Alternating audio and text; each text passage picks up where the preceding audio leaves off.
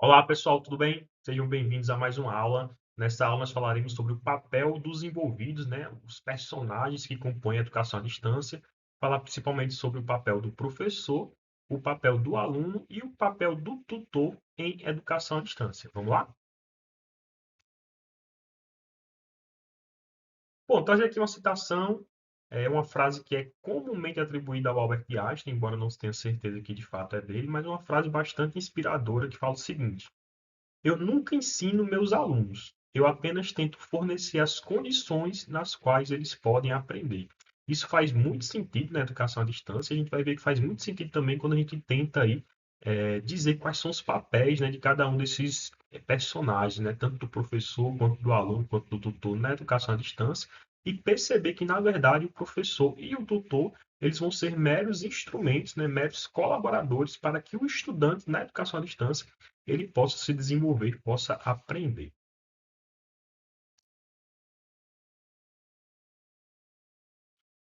Bom, então, continuando aqui a aula, o progresso da educação à distância e o surgimento das novas mídias interativas alteraram radicalmente o panorama do ensino e da aprendizagem. Né? Então, a gente sai daquele modelo tradicional de ensino, que o professor está colocado, né, como detentor do conhecimento, numa aula presencial, né, com os alunos enfileirados de frente para o professor. Então, essa metodologia de ensino ela é remodelada na educação à distância. E aí, nesse cenário, né, tanto alunos quanto professores e as próprias instituições elas passaram a desempenhar novos e diferentes papéis. Então, aí surgem outros papéis, outras atribuições que passam a estar envolvidas, né, nesses personagens, nessas figuras aí dentro do contexto da educação à distância. E aí eu faço algumas perguntas. Vamos lá. Como ensinar e aprender neste novo modelo, né? Será que a educação à distância ela deve ser tratada da mesma forma que a educação presencial? Né? Então, questionamento derivado aí. Quais as competências desejáveis para alunos e professores na educação à distância? Será que eles precisam, basicamente, transpor, né, as mesmas competências do ensino presencial? O que faz o tutor? Né? E quem danado é esse personagem que aparece na educação à distância? Né? Quais são as atribuições desse perfil, dessa pessoa que passa a ser chamado de tutor? Bom, esses são alguns dos questionamentos que a gente vai buscar entender, compreender nessa aula. Então, vamos lá.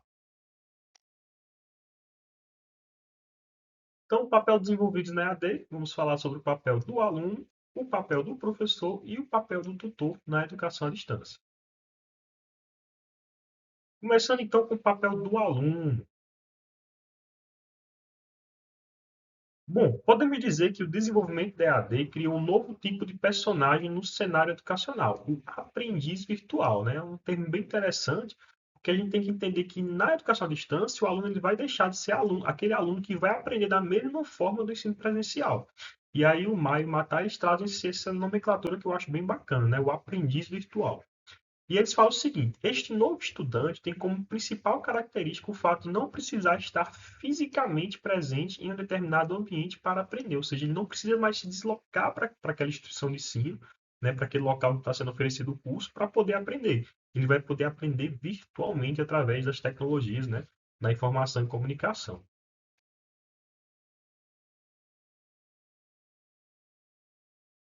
O maior desafio, contudo, para este aprendiz virtual é desenvolver diferentes abordagens para seu aprendizado, de maneira que ele se torne capaz de aprender a aprender. Isso aqui é bem interessante, porque o estudante, né, na EAD, ele precisa desenvolver novas competências, ele vai precisar entender que ele vai ter um aprendizado diferente do que ele vai ter no presencial, e aí, né, que vem a construção de que ele precisa aprender como é que ele vai aprender na educação à distância.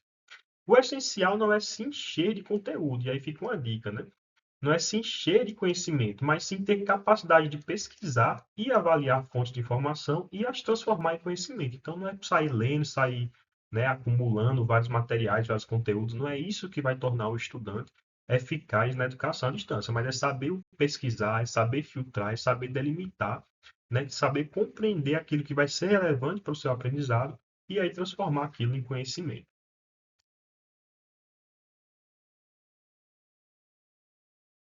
E aí, né, os autores, o Mário Mata, eles costumam dizer também, eles trazem, né, o perfil e as habilidades necessárias para o aluno, né, para o estudante, para o aprendiz virtual. Quais seriam? Bom, primeiro ponto, ele precisa ter acesso a um computador e ter uma boa conexão com a internet e saber como usá-la, né? Então, isso aí é o primeiro ponto, é o passo primordial, né? A educação à distância, ela hoje ela está fundamentada nas mídias, né, nas tecnologias que se conectam com a internet. E aí, quando a gente fala em computador, a gente abre, né, obviamente, o smartphone, o tablet, qualquer dispositivo que você consiga se conectar com a internet. Então, você precisa ter um dispositivo com a conexão à internet e, sobretudo, saber como usá-lo. Um outro aspecto é que o estudante precisa ter a mente aberta e compartilhar detalhes da sua vida, experiências profissionais e educacionais. Ele precisa entender que o aprendizado ele vai ser construído de forma coletiva, né, a partir de um ambiente virtual de aprendizagem. Então, ele precisa saber, né, que aquele espaço, aquele ambiente, ele é um local de aprendizado, de construção do conhecimento, e aí ele precisa ter a mente aberta para poder compartilhar suas experiências e, assim, construir o conhecimento. Ele precisa também ter dedicação ao curso e não apenas ver como uma forma fácil de obter um diploma, né? Muita gente procura muitas vezes educação à distância porque acha que é mais fácil, né? Acha que não vai ter tanta dificuldade, tanto trabalho, só que é o contrário, né? A educação à distância ela exige mais do estudante. Ele precisa ter uma dedicação maior do que ele teria no presencial, porque no presencial ele iria lá naquele determinado dia, naquele determinado horário, né? Teria a instrução, pronto, ele poderia até não mais fazer estudos em casa ou não ter, né, outros horários reservados para estudar. Na educação à distância, não, ele vai ter que se disciplinar para poder ter horários de estudo, para poder revisar os materiais, revisar os conteúdos, visto que ele é que precisa acessar a plataforma, precisa acessar o ambiente e ter acesso, né, àqueles conteúdos institucionais. Ele deve ser ou buscar ser uma pessoa que pensa criticamente. Então, é muito importante que o estudante na educação à distância ele saiba pensar, ele saiba criticar e não apenas acreditar em tudo, né, que é posto, tudo que é colocado, porque senão ele não tem capacidade, ele não vai conseguir, né, desenvolver capacidades de pensamento crítico, né? Então, é preciso desenvolver essa capacidade quando se está na educação à distância.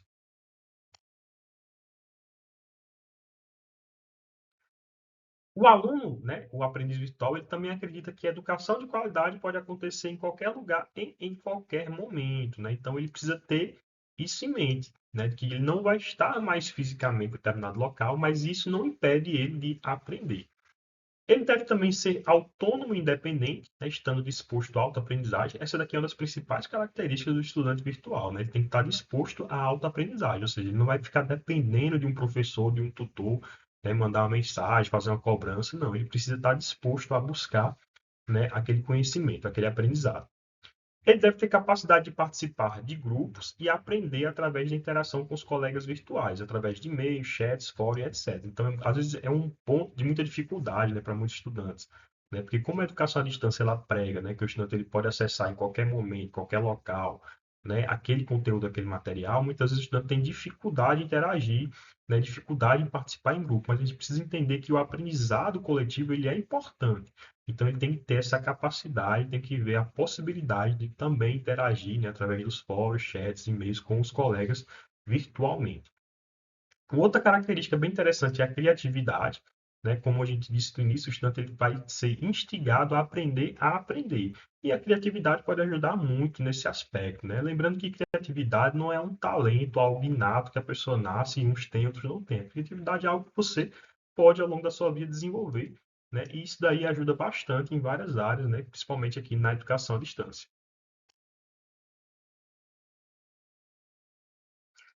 O aluno virtual também, né, ele tem que ter maior flexibilidade de tempo para os estudos. Perdão, gente. A maior flexibilidade de tempo para estudos gera maior necessidade de organização e de gerenciamento de tempo, né, das atividades que são realizadas pelo estudante virtual. Então, ele vai precisar aprender a gerenciar o seu próprio tempo. Isso é importante, na verdade, em vários aspectos da nossa vida, mas a educação à distância ela se torna muito fundamental, porque se o estudante não souber como gerenciar o tempo, às vezes perde o prazo daquele curso e aí não tem mais como refazer. É necessário também um maior comprometimento e é preciso aprender a se autogerenciar, que está muito ligado, né, à questão da gestão do tempo. Você aprender não só a gerenciar o tempo, mas também as suas atividades, suas tarefas diárias, para poder você conseguir, dentro do seu tempo disponível, né, fazer, realizar aquele curso, cumprir aquele objetivo.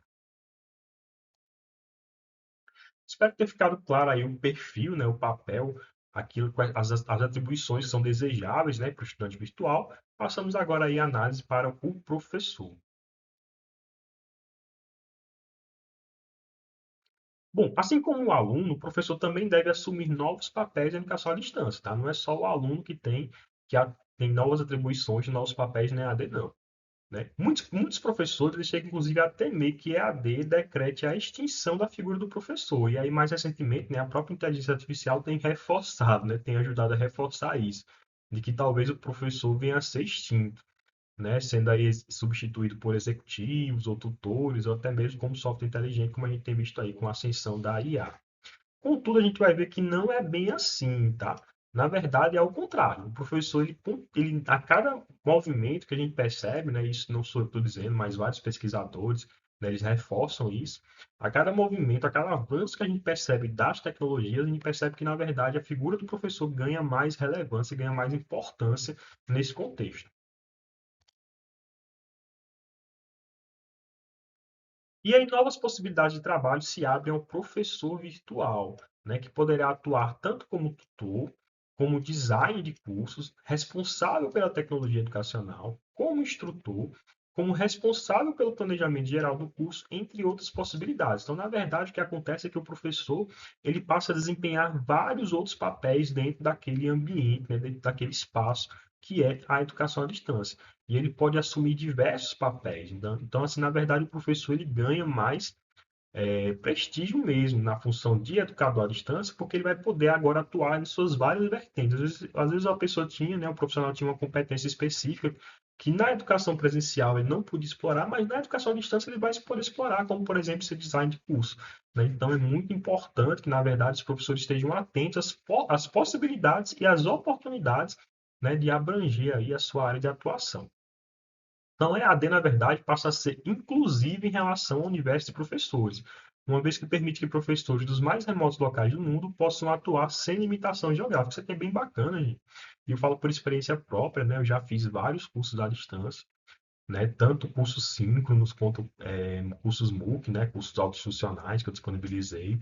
E uma coisa que a gente percebe é que o professor ele ganha uma capilaridade muito grande, ele vai poder, né, chegar, né, às suas aulas, o seu material ele pode chegar a locais que você não chegaria, né, se você tivesse restrito ao ensino presencial. Então, o professor, na verdade, ele tem mais possibilidades, né, de atuar de forma mais ampla, né, de poder extrapolar aí as barreiras, as limitações físicas que muitas vezes haviam na educação presencial.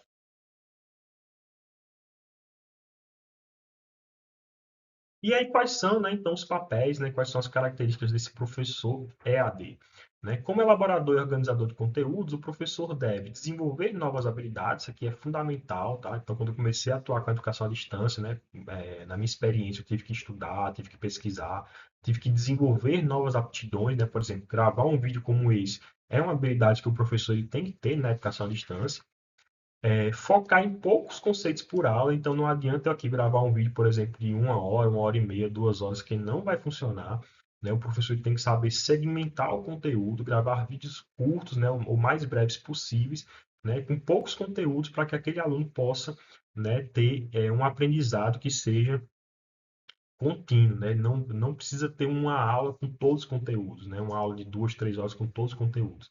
Ele pode ter pequenas partes, né? Pequenos pedaços de aula, e aí aquele conhecimento sendo construído gradativamente.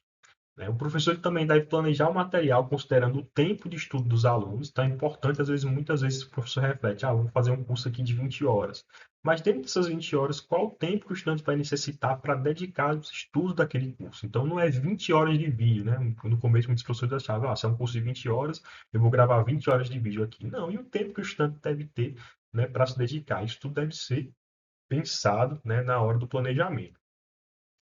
O professor também deve definir configurações gerais e a formatação do ambiente, né? Lembra que eu falei há pouco, né, daquela questão do design de curso, tá? Aquela pessoa que vai pensar no formato daquele curso. E na AD isso é muito importante, né? Você não está só disponibilizando materiais, disponibilizando conteúdos, disponibilizando atividades, tem que disponibilizar um ambiente que seja agradável, porque é aquele ambiente que o estudante vai acessar continuamente.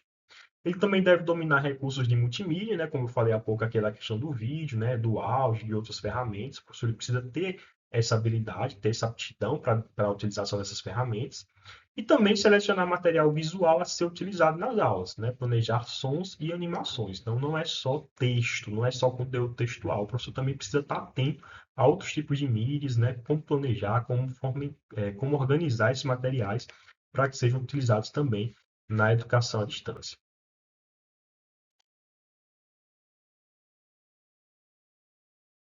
E aí uma citação interessante aqui, né, de Nove Alves, que eles falam o seguinte: o papel do professor como repassador de informações deixaria de existir e daria lugar a um agente organizador, dinamizador e orientador da construção do conhecimento por parte do aluno e da própria autoaprendizagem contínua. Seu papel não seria descartado, né? Mais uma vez aqui reforçando que o professor não deixa de existir, né? Como muitos temem. Sua importância, em vez de ser minimizada, seria potencializada e sua responsabilidade social aumentada. Então, o professor ele não deixa, né, de existir. Na verdade, ele passa a ser uma figura mais importante, mais relevante, considerando que ele agora vai ter muito mais tarefas, muito mais atribuições a desenvolver nessa nova metodologia, né, que é a educação à distância. E aí, uma outra citação interessante também que eu trago aqui do Pierre Levy, que ele fala o seguinte: o professor ele é incentivado a tornar-se animador da inteligência coletiva de seus grupos de alunos, em vez de um mero, né, fornecedor direto de conhecimentos. Então, eu acho isso muito bacana, porque o professor ele tem esse papel, ele sempre teve esse papel, na verdade, né? Mas na educação à distância isso fica muito evidente, que o professor ele deve ser aquele que deve provocar, que ele deve desenvolver, deve possibilitar, né, criar possibilidades para que os alunos eles venham a construir o seu conhecimento e não atuar, né, como um detentor, aquela pessoa só ele detém o conhecimento e ele vai apenas transferir, né? Então é muito interessante no contexto da EAD e reforça, né, como essa aprendizagem, né, como essa metodologia de ensino ela é inovadora. E aí, falando agora sobre o papel do tutor, né? Essa figura que emerge, então, no contexto da educação à distância, né? Ela não existe no contexto da educação presencial, mas ela surge aí como um apoio, como um suporte importante para as atividades da educação à distância. Então, o professor presencial, ele também pode se tornar um tutor. Então, é interessante isso, porque, na verdade, o tutor, ele é um papel que ele tem as atribuições do professor, né? Então, o próprio professor, ele pode ser um tutor, né, na educação à distância. Então, assim como o aluno virtual precisa aprender a estudar à distância, o tutor precisa aprender a ensinar sem que esteja no mesmo lugar e no mesmo momento que o aluno. Então, é interessante, né, essa questão, porque o aluno precisa ter um novo papel, o professor precisa ter um novo papel, e aquele professor, né, o outro profissional de educação que for atuar como tutor, também precisa aprender a desenvolver novas capacidades. E aí, em AD, o tutor desempenha diferentes papéis, né? Vejamos alguns deles. Bom, o tutor, né, algumas atribuições aí específicas do tutor. Ele precisa organizar a classe virtual, definindo um calendário, objetivo do curso, deixando claro a expectativa em relação dos alunos. Então, o tutor ele vai fazer essa ponte, né, vai fazer essa ligação, né, de formar o aluno, de comunicar, né, ó, você vai ter um calendário, esses objetivos vão ser definidos, né, quais são as expectativas aqui em relação a esse curso para os alunos. Ele vai coordenar o tempo de acesso ao material e realização das atividades. Então, quando você define um cronograma, né, então você passa a acompanhar se aqueles estudantes estão acessando naquele prazo previsto, estão realizando as atividades naquele prazo previsto, e aí vai coordenando, né? Olha, está faltando tanto tempo, você precisa realizar essa atividade, precisa fazer essa tarefa. Então, ele vai fazer esse trabalho de acompanhamento dos estudantes, né? E aí, já entrando no tópico 3, né, no item 3, acompanha o aprendizado dos alunos. Então, à medida que ele vai, né, acompanhando o desenvolvimento daquelas atividades, ele vai verificando se os estudantes de fato estão entendendo, estão compreendendo, e aí vai sugerindo, né, estudos adicionais, pesquisas adicionais para que o aluno de fato possa aprender naquele ambiente. Ele realiza contato com a turma, fomentando debate, interação, né, e dá feedback. Então é interessante porque o tutor ele vai estar sempre atento, né? Recomendado, né, que inclusive ele entre pelo menos uma vez ao dia durante a oferta daquele curso ou disciplina, né, e fique lá fomentando a participação dos estudantes. Olha, você tem alguma dúvida? Querem fazer alguma pergunta? Entenderam o conteúdo da aula? Entenderam, né, os objetivos? Então, enfim, ele vai ficar, né, fomentando o debate e ao mesmo tempo dando feedback à medida que os alunos vão interagindo, vão perguntando. E aí realiza funções pedagógicas, né? Elabora atividades, incentiva pesquisa, faz perguntas, avalia respostas, ou seja, atividades que são de cunho pedagógico ficam aí também no encargo do tutor. Ele deve utilizar os recursos tecnológicos disponíveis, então cada instituição vai ter lá as ferramentas, os recursos, né, que são disponibilizados para a educação à distância, tu deve estar a parte, né, tá, de todos esses recursos, das ferramentas e fazer uso delas. E também vai fazer a avaliação do rendimento dos alunos, né? Ao final daquele processo formativo, ele vai, ó, os alunos realmente conseguiram compreender, eu não consegui compreender, tiveram dificuldades em tais aspectos, tais assuntos, e ele vai fazer toda essa avaliação aí do rendimento e do desenvolvimento dos alunos durante aquele período, né, de realização do curso. Então, veja que o tutor ele tem aí muitas atribuições, né, que estão muito relacionadas à atuação pedagógica, né, enquanto profissionais de educação na educação à distância. E aí, né, eu falei agora do papel do tutor, contudo, gente, eu preciso abrir um pequeno parêntese, tá? Porque isso que eu falei está relacionado à literatura especializada, então tudo que a literatura, né, da educação à distância traz no momento sobre o papel do tutor, em linhas gerais, é isso que a gente viu agora. Contudo, tem uma novidade. E essa novidade ela é trazida pelo decreto no número 12.456 de 2025, um decreto recentíssimo, né, aqui do Brasil. E esse decreto, ele meio que destrincha, né, algumas dessas atribuições que a gente viu e cria novos papéis, né, dá novas características desses papéis que a gente viu. Então, enquanto a literatura especializada, ela costuma tratar desses três papéis principais, né, o aluno, o professor e o tutor, o decreto ele tenta reorganizar tudo isso e aí destrinchar esses novos papéis de forma mais clara e mais objetiva, né? Então, eu recomendo a leitura do decreto, tá?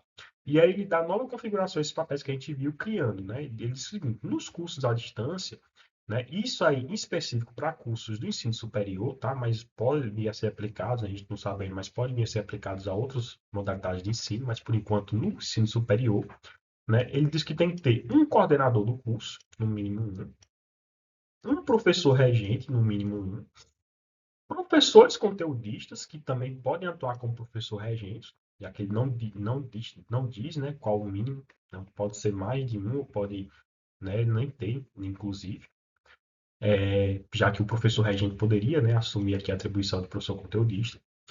E aí, né, a informação importante, importantíssima para a gente ficar atento.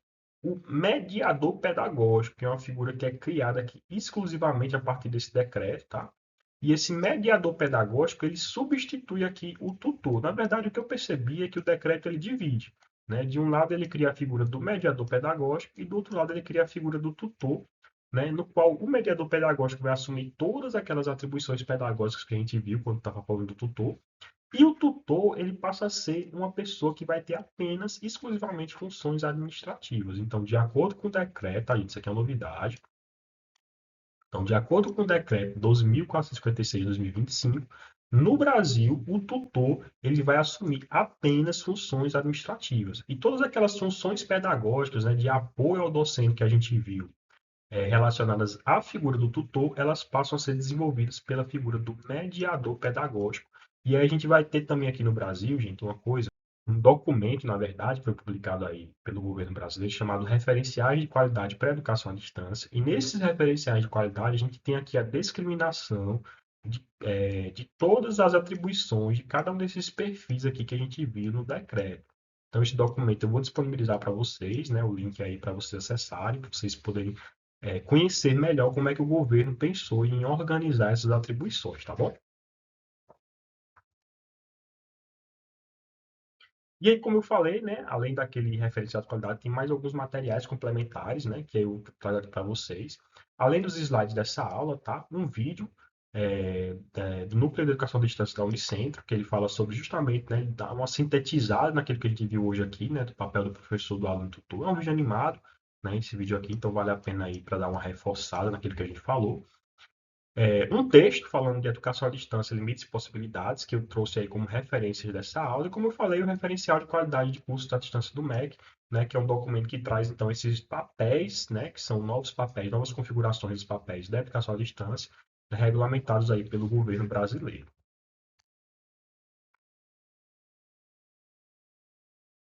Então, aí as referências desta aula.